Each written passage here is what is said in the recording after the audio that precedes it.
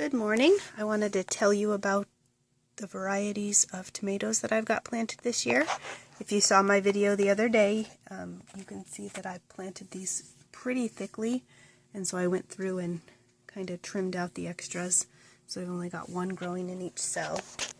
They look pretty good this year. I think they're getting enough light, and some of them are starting to get some extra leaves, so I'm going to start thinking about putting a little bit of nutrients in there.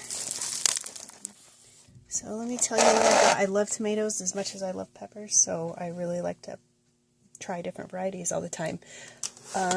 Here we have Momentado and a cherry. I think those are both really small, the cherry is, but I think the Momentado is a small tomato also.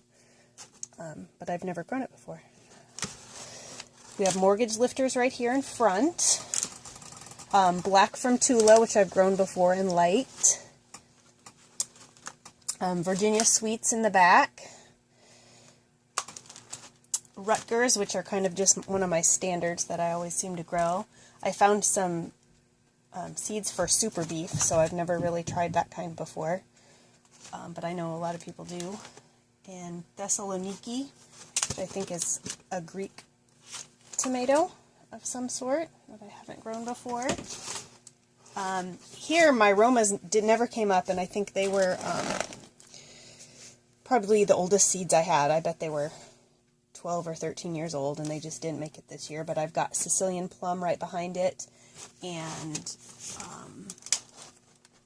an Amish paste right behind that. So I've got kind of enough paste tomatoes, so I'm not too worried about the Romas. I probably going to try and fit all these in my backyard, but I don't know if I'll have room for all of them.